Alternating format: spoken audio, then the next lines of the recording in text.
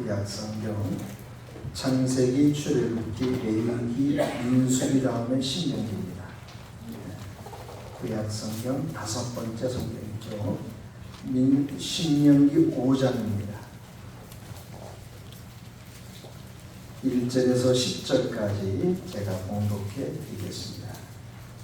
신명기 5장 1절에서 10절까지입니다. 구약성경 269쪽입니다. 찾으신 줄 알고 제가 봉독해 드리겠습니다. 신명기 5장 1절에서 10절까지입니다. 모세가 온 이스라엘을 불러 그들에게 이르되 이스라엘아, 오늘 내가 너희의 귀에 말하는 규례와 법도를 듣고 그것을 배우며 지켜 행하라. 우리 하나님 여호와께서 호렙산에서 우리와 언약을 세우셨나니 이 언약은 여호와께서 우리 조상들과 세우신 것이 아니요 오늘 여기 살아있는 우리 곧 우리와 세우신 것이라. 여호와께서 산 위 불 가운데에서 너희와 대면하여 말씀하시매 그때 너희가 불을 두려워하여 산에 오르지 못하므로 내가 여호와와 너희 중간에 서서 여호와의 말씀을 너희에게 전하였노라. 여호와께서 이르시되 나는 너를 애굽 땅 종되었던 집에서 인도하여 낸 네 하나님 여호와라. 나 외에는 다른 신들을 내게 두지 말지니라. 너는 자기를 위하여 새긴 우상을 만들지 말고 위로 하늘에 있는 것이나 아래로 땅에 있는 것이나 땅맨 물속에 있는 것에 어떤 형상도 만들지 말며 그것들에게 절하지 말며 그것들을 섬기지 말라. 나 네 하나님 여호와는 질투하는 하나님인즉 나를 미워하는 자의 죄를 갚되 아버지로부터 아들에게로 3, 4대까지 이르게 하거니와 나를 사랑하고 내 계명을 지키는 자에게는 1000대까지 은혜를 베푸느니라. 아멘. 할렐루야. 오늘도 하나님께 다 예배하는 우리 사랑하는 교우들을 하나님께서 한 분 한 분 주님의 은혜와 축복으로 함께 해주시기를 축원합니다. 오늘 맥주 감사 주일이에요. 보리 맥자 또 추수할 주자, 이 추수하는 거듭주인데 이제 우리는 보리 농사를 잘 하지는 않죠. 하는 분도 계시지만 그래도 제가 우리 교인 중에 한 분이 그 감자를 추수했다고 이렇게 조금 보내오셨어요. 하지 감자죠. 하지 6월 20일 하지 때 감자를 캐고 그리고 또 여러 가지 많은 그 농작물이 있어요. 보리뿐만 아니고 또 과일도 있고 또 여러 가지 채소도 있고 그래서 어떤 분이 또 호박도 갖다 주시고 또 오이도 먹게 됐고 그리고 이제 저기 어떤 우리 목사님이 이제 농장을 하시는데 그 오디 농장을 하세요. 오디가 잘 늘려가지고 그것도 이렇게 한 박스 주시고 우리 이영관 집사님이 또 블루베리도 다 추수해서 또 이렇게 저한테 주시고 그래서 감사했습니다. 하나님께서 우리가 생각밖에 참 이 전반기에 거두는 그런 수확물이 참 많이 있구나. 제가 좀 생각이 좀 부족했습니다만은 내년 맥주 감사주일이 있다면 여러분 있겠지만은 여기다가 이렇게 상반기 때 하나님이 허락하신 것 많지 않아도 그런 것들을 조금씩 보여 하나님이 이렇게 우리에게 열매와 추수를 주셨다라고 하는 것을 시청각적으로 같이 보이고 나누면 좋을 것 같아요. 그래서 그런 마음도 가지시고 그걸 막 불편해하고 고추장스럽게 생각하고 그러면 안 돼요. 하나님을 섬길 때 우리가 이런 것들에 대해서도 조그맣게라도 마음의 표현들을 통해서 같이 나눔을 갖고 하나님께서 금년 상반기에 이런 일을 하셨구나라고 하는 것을 우리가 기억하는 건 잘 아시지만 그래도 그렇게 기억을 통해서 하나님께 영광을 돌리는 건 귀한 일입니다. 예수님께서 베세다 지역에서 물고기 2마리하고 보리떡 5개로 5,000명을 먹이셨어요. 그 지역 사람들이 깜짝 놀랐죠. 깜짝 놀라고 예수님을 3위를 쫓아다니는. 왜냐하면 이렇게 권세 있고 능력 있는 예수님을 우리 왕으로 삼으면 우리 평생 굶어 죽지 않게 생겼다. 그리고 우리가 생활 너무 좋겠다. 그래서 예수님을 왕 삼으려고 예수님 쫓아다니는 거예요. 그래서 예수님을 드디어 만났어요. 예수님께서 이런 말씀을 하시는 거예요. 너희가 나를 쫓아가고 만난 것은 왜 먹고 배부른 까닭이구나. 이런 이야기를 하시는 거예요. 그러시면서 예수님께서 하시는 말씀이 영생의 떡을 먹으라. 영생의 물을 마시라. 이런 말씀을 하죠. 네, 예수님을 왕 삼으려고 하는 사람들의 귀에는 그게 안 들려요. 그냥 눈에 보이는 거 그것밖에는 안 보이는 거예요. 그래서 예수님 우리의 왕이 되어주세요. 우리의 왕이 되세요. 우리가 하나님의 일을 하겠습니다. 그런 거예요. 그때 예수님께서 그 유명한 말씀을 하시죠. 너희가 하나님의 일을 하겠느냐? 예, 우리가 하나님의 일을 열심히 하겠습니다. 이 두 손 두 발을 가지고 열심히 하겠습니다. 예수님께서 하시는 말씀이 하나님의 일은 하나님이 보내신 자 그를 잘 믿는 것이 하나님의 일이다. 그렇게 말씀을 하셨어요. 하나님을 잘 믿는 것이 하나님의 일이다. 이 믿는다고 하는 것은 굉장히 중요한 의미를 가지고 있는 것이죠. 제가 지난주에도 말씀드린 대로 하나님께서 우리에게 주신 말씀들을 잘 헤아려 깨닫고 우리 믿음의 모습을 잘 규정해 나가는 것, 이것이 얼마나 중요한가. 그냥 무턱대고 믿는 게 아니고 하나님이 어떤 하나님이신가, 그 하나님을 내가 믿고 있구나. 그럼 나는 어떻게 살아야 되나. 하나님께서 우리에게 교회를 세워주셨는데 이 교회가 굉장히 중요하구나. 그리고 내 인생의 종말과 이 세상의 종말은 어떻게 되는 것인가 하는 말씀을 통해서 잘 배우고 깨닫는 것이 믿음의 모습입니다. 그래서 이 믿음의 모습을 좀 시간이 길게 하겠지만 여러분에게 좀 더 분명한 말씀을 통해서 알려드려야 되겠다 하는 생각이 제 마음속에 소명같이 느껴졌어요. 그래서 이렇게 우선 10계명을 여러분에게 차근차근히 말씀을 드리는 게 좋겠다. 그래서 여러분들이 오늘 말씀을 통해서 10계명에 대한 분명한 그런 믿음과 자기 이해 그리고 말씀에 대한 깨달음 이런 걸 가지고 우리의 믿음의 모습을 가지고 나갔으면 좋겠다. 마르틴 루터가 그런 말을 했다고 했잖아요. 10계명을 잘 아는 것은 성경 전체를 잘 아는 것이다. 그래서 하나님을 잘 아는 것과 믿는 것에 장성한 분량에 우리가 이르러야 돼요. 여러분들 그래서 성경을 꼭 읽으시고 믿음 생활을 잘 하셔야 될 것입니다. 그래야 믿음의 사람이 되는 것입니다. 이스라엘 백성들이 애굽에서 노예 생활을 했잖아요. 430년간 노예 생활을 했어요. 거기서 우리 하나님께서 모세를 통해서 이스라엘 백성들을 건져주셨어요. 그런데 성경은 이렇게 말하고 있습니다. 그들이 그 애굽 생활에서 구원받고 건진받은 것은 하나님께서 노예 제도를 반대했기 때문에 그런 것이 아니라는 거예요. 그럼 왜 우리를 구출해 주었을까요? 왜 우리를 구원해 주셨을까요? 그것이 성경에 있는 말씀을 우리가 하나 배워야 될 필요가 있습니다. 출애굽기 3장 한번 보겠습니다. 출애굽기 3장. 하나님께서 왜 우리를 애굽에서 건져주시고 우리를 왜 죄에서 건져주셔서 구원해 주셨나? 그 이유가 무엇인가를 성경이 말하고 있습니다. 출애굽기 3장 12절입니다. 같이 읽겠습니다. 출애굽기 3장 12절 찾으셨죠? 같이 한번 읽습니다. 출애굽기 3장 12절 시작. 하나님이 이르시되 내가 반드시 너와 함께 있으리라. 내가 그 백성을 애굽에서 인도해낸 후에 너희가 이 산에서 하나님을 섬기리니 이것이 내가 너를 보낸 증거니라. 아멘. 이스라엘 백성들을 애굽에서 건지신 이유가 뭐냐 하면은 하나님을 섬기기 위해서, 하나님을 예배하기 위해서 하나님께서 우리를 그렇게 건져 주신 것입니다. 그래서 여러분들이 이 말씀을 마음 가운데 꼭 붙들고 나아가야 할 것입니다. 18절도 한 번 더 읽을까요? 18절, 3장 18절입니다.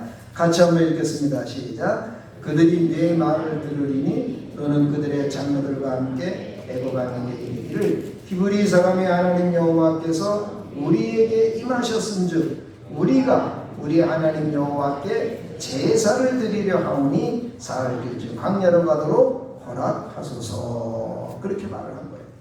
우리가 하나님께 제사는 예배예요. 제사하기 위해서 하나님께서 우리를 애굽에서 건져 주셨다.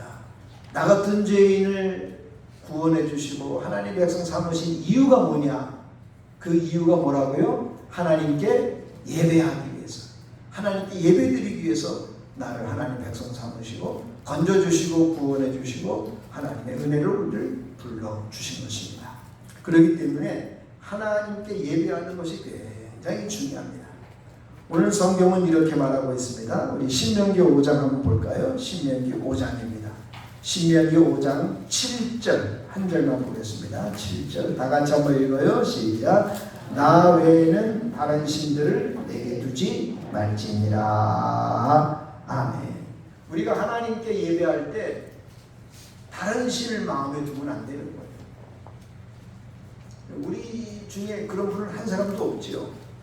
그러나 분명한 사실을 우리 마음 가운데 꼭 담아둬야 될 것이 있는데, 다른 신을 마음에 두지 말라, 마음에 품지 말라, 그리고 섬기지 말라. 이 섬기지 말라는 것하고 두지 말라는 것하고 조금 약간 차이가 있어요. 두지 말라, 마음에 품지 말라. 다른 신을 마음에 두지 말고 마음에 품지 말라. 다른 신을 섬기지 말라. 섬긴다고 하는 것은 다른 신을 마음에 품는 것과 함께 다른 신한테 제물을 드리고 헌신하고 봉양하고 막 그냥 섬기고 헌신하는 그런 행위 자체를 섬긴다고 볼 수가 있는 거예요. 그렇기 때문에 우리 마음속에 다른 신을 두지 말 뿐 아니라 섬겨서는 안 된다 하는 것을 우리가 이 제1계명을 통해서 굉장히 중요하게 여겨야 할 것입니다. 우리가 하나님께 예배할 때 우리가 꼭 기억해야 될 게 한 가지 있어요. 우리는 하나님께 예배를 드리면서 자기도 모르게 하나님으로부터 무엇을 얻는 걸 좋아해요. 하나님께 예배할 때 마음의 평안 얻게 해주세요. 우리 자식 잘 되게 해주세요. 마음의 질병 치료해 주세요. 물론 그럴 수 있어요. 그런데 그것이 본질이 아니에요. 여러분들이 하나님께 예배를 드릴 때 하나님께로부터 무엇을 얻으려고, 또 하나님께서 나에게 무엇을 주시기를 바라는 그런 마음보다는 우리의 삶을 하나님께 드리는 거예요. 그것이 예배예요. 하나님께로부터 무엇을 얻는 것에 마음을 너무 두지 말고 내가 하나님께 전적으로 내 모든 삶과 내 마음을 하나님께 집중하고 하나님께 드리는 거예요. 그것이 예배예요. 그래서 우리가 마음과 뜻과 정성을 다해서 하나님께 예배를 드리는 거예요. 그러니까 예배 시간에 여러분들이 마음이 전적으로 하나님께 집중하고 하나님께 온전한 예배를 드리기를 힘쓰시기 바랍니다. 그것이 예배 드리는 우리 성도들의 아름다운 모습이에요. 우리 전능하신 하나님 여호와는 이렇게 하나님 이외에 다른 신을 섬기지 말라고 우리에게 말씀을 하고 있습니다. 이 세상에는요 이방신들이 있어요. 그 당시 이스라엘 땅에서도 이방신들이 많이 있었어요. 이 이방신들을 섬기면 전쟁에 나가서 전쟁을 하거나 혹은 또 육체적인 성욕에 탐닉을 하거나 무슨 재물을 쌓거나 권력을 누리는 일. 이 이방신들은 주로 그런 것을 우리에게 많이 준다고 해요. 그러니까 이스라엘이 살고 있는 그 시대의 그 당시의 그 우상들은 전부 이렇게 풍요, 잘 사는 거, 또 다산, 자녀를 많이 낳는 거, 그리고 재물, 그리고 병이 치료되는 거, 그리고 복을 받는 거, 형통한 거, 권세를 누리는 거, 전부 이런 것들이 이방신들이 주장하는 것들이에요. 이방신들한테 가서 그런 걸 자기 앞길을 이렇게 점치고, 그리고 어떻게 될지 그것에 대해서 궁금해하고, 돈을 잘 벌지 못 벌지, 이것을 해야 될지 말아야 될지, 이런 것들에 대한 이방신들의 특징들이 많이 있어요. 근데 우리는 하나님을 섬길 때 하나님께서 우리에게 거룩한 백성이 되게 하셨거든요. 우리를 거룩한 백성이 되게 하셨어요. 구별시켜 주신 것이죠. 그래서 여러분들은 이 세상에 살지만 이 세상에 속한 사람들이 아니에요. 하나님 나라에 속한 사람들이고 하나님께 속한 백성이에요. 여러분들은 거룩한 백성들이에요. 예수님의 피로 거룩해진 거예요. 그래서 내가 거룩한 백성이라는 사실을 여러분 기억하시기 바랍니다. 나 때문에 거룩한 게 아니고 예수님 때문에 내가 거룩한 거예요. 나는 흠 많고 죄 많은 사람이에요. 그러나 주님을 내가 의지하고 믿고 주님이 나 같은 죄인의 죄를 다 씻어주시고 용서해 주셨기 때문에 내가 하나님 앞에 있을 수 있는 거예요. 여러분 지금 예배당에 이렇게 나와 있잖아요. 온전하지 못하지만 여러분들이 천국에 앉아있는 것과 같은 거예요. 여러분들이 하나님 앞에서 예배할 때 하나님께만 마음을 집중하고 내 마음을 온전히 드리고 하나님 주시는 찬송, 기도, 말씀, 섬김, 봉사, 또 안내도 보고 헌금도 하나님께 드리고 같이 교제를 나누고 이런 것들이 다 아름답고 귀한 것들이 하나도 쉽게 여기서는 안 될 것들이 너무너무 귀한 가치 있는 것들이라는 것을 잊지 마시기를 바랍니다.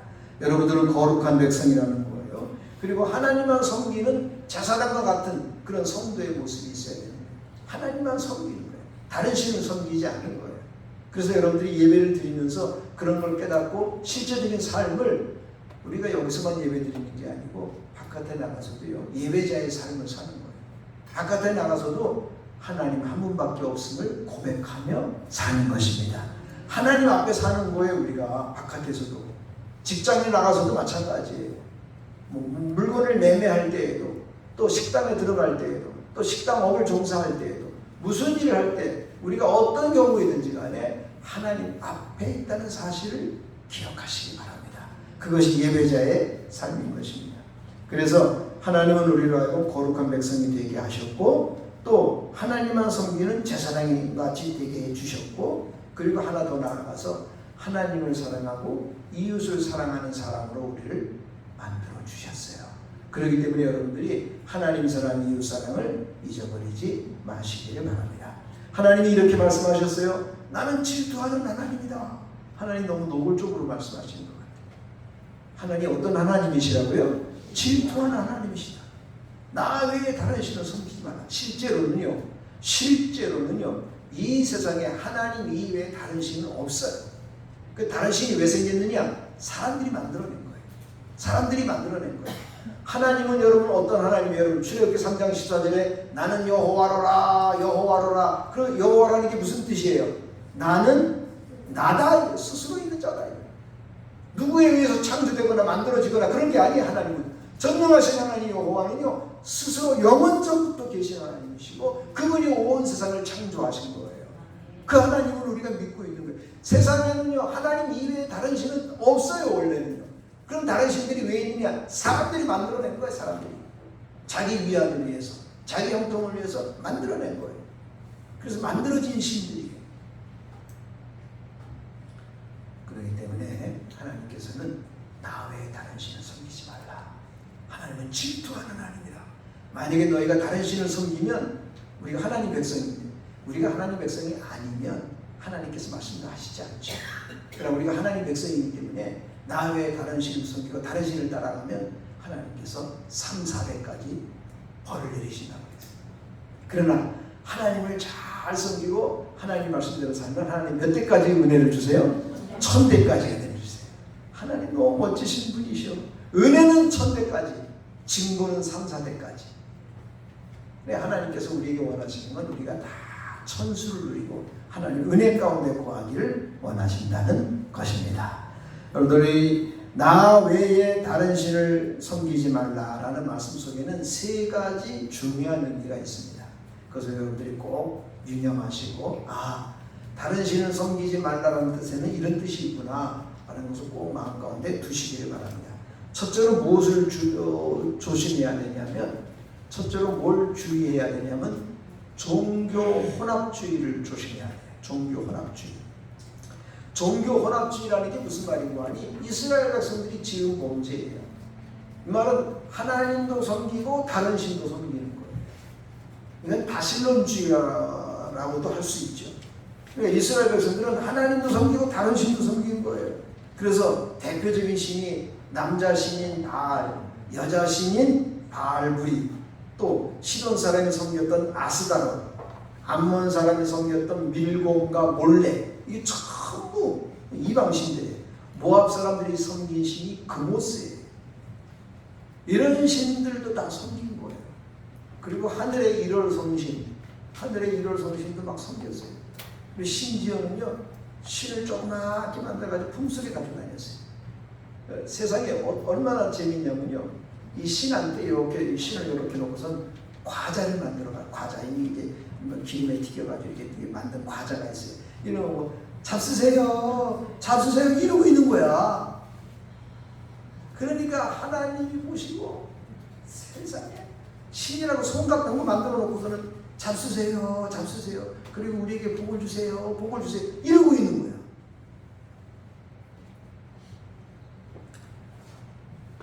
하나님께서 나 외에 다른 신들을 섬기지 말라라는 말, 나 외에, 이 나 외에라는 히브리 말은 나와 똑같이 나란히 두지 말라 이 말이에요. 나란히 두지 말라. 이스라엘 사람들은 하나님도 섬기고 이방 신들도 섬기면 좋잖아. 하나님도 복을 받고 하나님한테도 복을 받고 이방 사람들한테도 복을 받으니까 참 좋지 뭐, 이렇게 생각을 했던 것 같아요. 그들은 그렇게 생각했지만 하나님은 그렇게 기뻐하지 않았어요. 있을 수 없는 일. 이해가 적절할지 모르지만 한 남자가 한 여자하고 결혼을 했어요. 근데 그 남자, 결혼한 남자가, 남자들이 주로 실수를 많이 하니까 남자가 또 다른 여자를 좋아하니 결혼했는데도 불구하고, 그래가지고서는 세상에 옛날에는 그런 일도 있었대요. 근데 지금은 절대 그런 일이 있지도 않고 있지도 않지만, 자기 집에 그 여자를 데리고 들어온 거예요. 아니 세상에 이건 세상도 아니고 내상이라고 해요. 그게 그 집안의 그런 그 환경이 온전해지겠어요? 그 자녀들은 어떻게 되겠어요? 너무너무 힘들고 부끄럽고 추하고 안타까운 일이 벌어지는 거죠. 있을 수도 없는 일이 생기는 거예요. 하나님 이외에 다른 신을 섬기는 게 이와 비슷한 거예요. 예수님은 나의 신랑이에요. 나는 예수님의 신부고. 그런데 우리가 다른 신을 섬긴다고 하는 것은 이걸 영적 간음이라고 하는 것입니다. 하나님께서는 우리에게 다른 신을 섬기지 말라고 하셨을 때에 하신 말씀이 종교 혼합주의, 하나님도 섬기고 다른 신도 섬기는 것, 이거 절대 조심해야 된다. 두 번째 주의해야 될 게 뭐냐면요, 이건 좀 어려운 말이기도 한데요, 이거는 종교다원주의를 조심해야 된다라는 것입니다. 종교다원주의는 뭘까? 종교혼합주의는 하나님도 섬기고 다른 신도 섬기는 것을 혼합주의라고 해요. 그 종교다원주의는 뭐냐? 이 말은 무슨 말이냐 하니, 구원을 받는데 꼭 예수님을 통해서만 구원을 받는 거 아니다. 이게 종교다원주의의 주장이에요. 마호메트를 통해서도 하나님은 마호메트도 이 땅에 태어나게 하셨고, 하나님은 또 붓다도 이 땅에 태어나게 하셨고, 하나님은 또 다른 사람 신도 이 땅에 태어나게 하셔가지고 그들을 통해서도 다 구원받게 하셨다. 꼭 예수님을 통해서만 구원받는 거 아니다. 다른 종교를 통해서도 구원을 받는다. 다른 종교를 통해서도 천국에 간다 라고 하는 것이 종교다원주의예요. 이거는 절대 있어서는 안 될 일이에요. 요한복음 14장 6절에 무슨 말씀을 하셨죠? 예수께서 가라사대 내가 곧 길이요 진리요 생명이니라. 나로 말미암지 않고는 아버지께로 갈 자가 없느니라. 그렇게 말씀을 했어요. 사도행전 4장 12절에는요, 천하인간의 구원 얻을 만한 이름을 우리에게 주신 일이 없다. 누구의 이름 이외에는? 예수의 이름 이외에는. 할렐루야.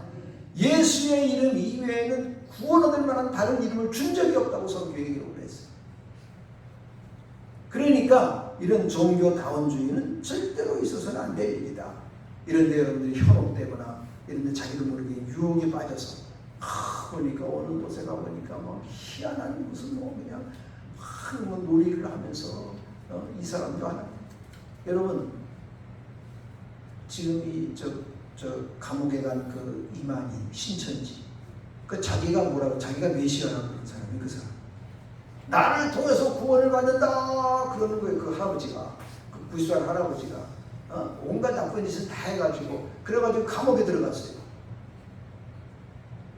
정명석이도 마찬가지. 정명석이도 그 JMS라고 하는 정명석이도 얼마나 나쁜 사람이에요. 사람들 다 등쳐먹고 그냥 다 여성들을 노리게 삼고 세상에 그러고 자기가 메시아라는 그 메시아. 그러니까 이런 사람들이 전부 종교다원주의 있는 사람들이에요. 이럴 때 절대 여러분들이 현혹돼서는 안 된다. 첫째로는 종교 혼합주의를 조심하고 두 번째로는 종교 다원주의를 조심해야 된다. 마지막 세 번째로는요, 정말로 이것을 우리 모두가 좀 조심해야 될 건데 그게 뭐냐면 마음의 우상입니다. 우리가 눈에 보이는 우상도 조심해야 되지만 내 마음의 우상이 이게 얼마나 심각한지 몰라요. 우리 성경 한번 찾아보겠습니다. 골로새서 3장입니다. 골로새 3장. 여러분들 다 아는 성경 구절이지만 그래도 한번 더 찾아보세요. 골로새서 3장 신약 성경입니다. 에베소, 빌립보, 골로새서입니다. 네. 골로새서 3장입니다. 326페이지입니다. 신약 성경 326페이지입니다. 골로새서 3장 5절입니다. 다 같이 한번 읽겠습니다. 골로새서 3장 5절 같이 읽어요. 시작. 그러므로 땅에 있는 지체를 죽이라. 곧 음란과 부정과 사욕과 악한 정욕과 탐심이니 탐심은 우상숭배이라. 무엇이 우상숭배예요? 탐심이 우상숭배다. 탐심, 그 심자가 무슨 심자예요? 마음 심자예요. 탐욕이 우상숭배다. 여러분이 무엇을 좋아하고 사랑하는 것은 하나님이 주신 좋은 자세예요. 그건 나쁜 게 아니에요. 그건 나쁜 것이 아닙니다. 그런데 뭐가 나쁜 거냐면 선을 넘는 것, 지나친 것. 이것이 무엇이 되냐면 욕심이 되고 탐심이 되고 탐욕이 되는 거예요.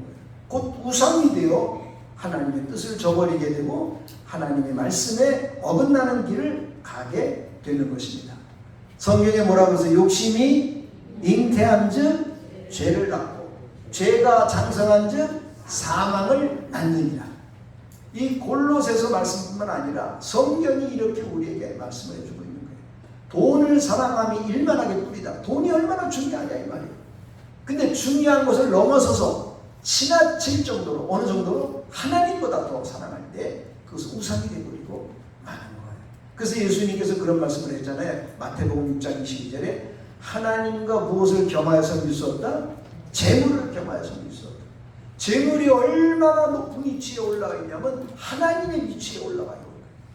이건 종교 혼합주의, 종교 다원주의와는 다른 거예요. 이건 마음의 우상이에요. 그래서 하나님보다 더 귀한 거예요.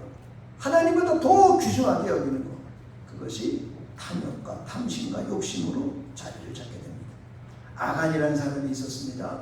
하나님께서 여리고 성을 무너뜨릴 때 아무도 손대지 마라. 이건 전부 여호와의 것이다. 그런데 아간이라는 사람은 눈이 멀었어요. 세상에 은도 보이고 외투, 신화산 외투 너무 멋있는 옷에 그냥 옷이 뭐가니? 그거에 대한 눈이 멀어가지고 결국 돌에 맞아 죽고 말았어요. 아간이라는 사람.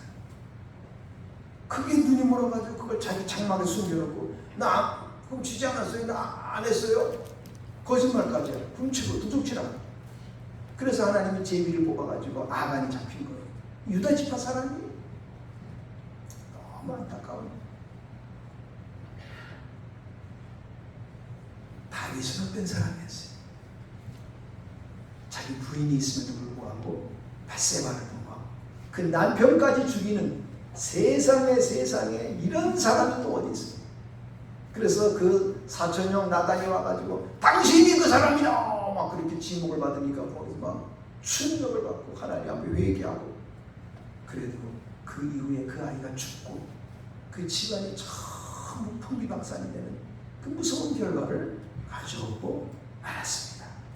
성경은 아까도 우리에게 말씀한 것처럼 욕심이 잉태하여 죄를 낳고 죄가 장성하여 사망을 낳는다고 했어요. 탐심은 곧 우상숭배라고 했어요. 그래서 성경은 점점 외부적인 우상에서 이런 형상이라든가 이런 외적인 우상에서 점점 내적인 우상으로 우리에게 지목을 하고 있는 거예요. 아무도 보이지 않잖아요. 마음에 있는 건 아무도 보이지 않아요. 마음에 무슨 생각을 하는지, 마음에 어떤 자세를 가지고 있는지 아무도 알 수 없어요. 그러나 누구는 알아요? 하나님은 아세요. 본인도 알고 하나님하고 본인이 알고. 어떤 사람은 자기 자신도 모를 때도 있지요. 하나님은 불꽃 같은 눈으로 우리를 보고 계시는 거예요.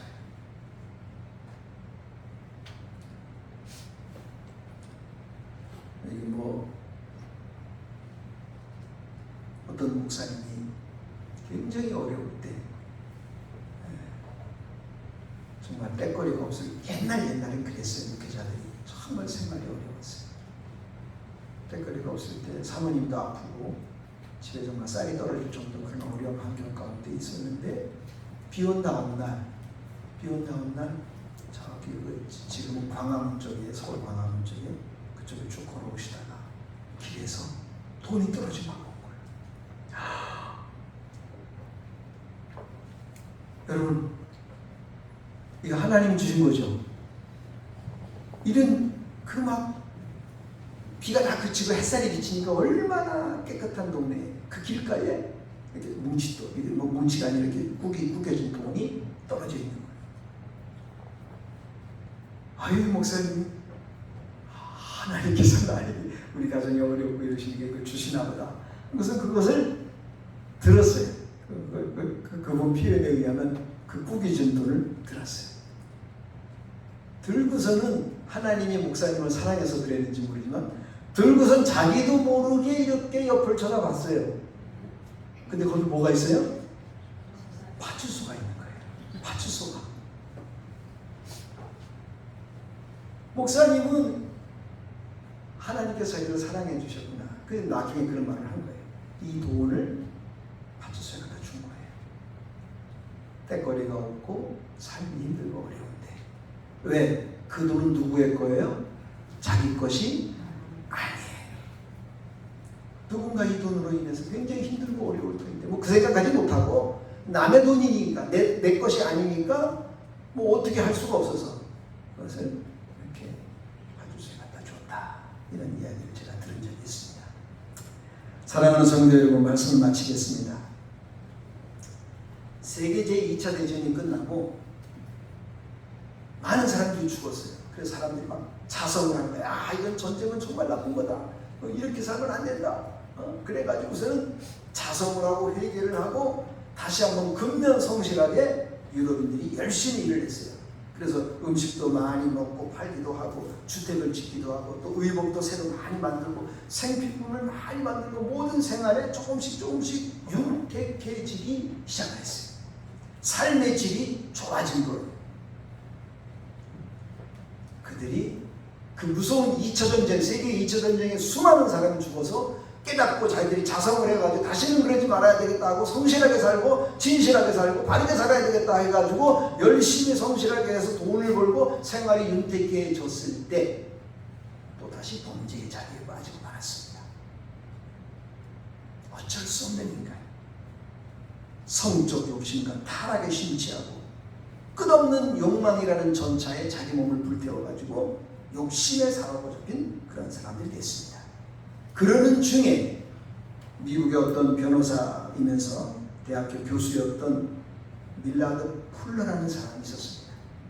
이 사람은 많은 재산은 없었지만 자기 있는 재산을 미국의 조지아주라고 하는 조금 어려운 지역인데 그 지역의 빈민촌에 들어가서 자기가 가지고 있는 재산과 함께 거기서부터 어려운 사람들의 집을 지어주는 일에 힘을 냈습니다.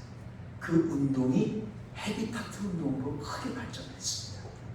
그래서 미국의 대통령 참석하고 우리나라에서도 많이 참석하는 전 세계에 집 없는 사람의 집을 지어주는 헤비타트 운동을 그 사람으로부터 시작을 하게 된 겁니다.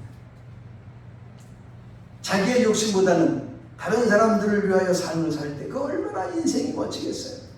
그 사람 죽었지만 너무나도 그 운동은 계속 번져나갔고 많은 사람들한테 큰 유익을 주었습니다. 사랑하는 성도 여러분, 오늘 저는 여러분에게, 여러분들은 혼합주의에 빠지거나 다운주의에 빠지지는 않지만 이런 마음의 우산에서 여러분들이 벗어나기를 축원합니다. 온전한 마음의 자세로 하나님을 섬길 때 하나님의 영광을 받으시고 내 마음도 깨끗하고 그래서 성경이 뭐라고 그러죠? 예수님께서 마음이 청결한 자는 복이 있나니 저가 하나님의 얼굴을 볼 것이요. 하나님의 얼굴을 볼 것이라고 했어요. 화평케 하는 자는 복이 있나니 저가 하나님의 아들이라 일컬음을 받을 것이라고 했어요. 우리 용산교회 성도 여러분, 저도 그렇고 여러분도 그렇고 마음이 청결하시기를 축원합니다. 깨끗한 마음으로 하나님 섬기시기를 축원합니다. 하나님 아버지 감사합니다. 감사합니다.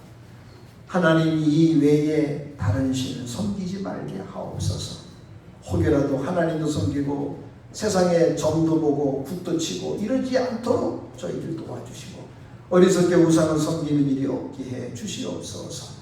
특별히 아버지 하나님 마음의 우상 우리 가운데 없게 해 주시옵소서. 연약한 저희들 홀로 두지 마시고 늘 말씀을 통해서 기도를 통해서 우리 하나님께서 깨우쳐 주시고 이끌어 주시어서 아버지 하나님이여 우리 마음속에 탐욕과 욕심, 탐심이 사라지고 오직 주님의 마음을 품고 인생을 살아가는 우리 온 교우들이 되게 해 주시옵소서. 예수님의 이름으로 기도합니다. 아멘.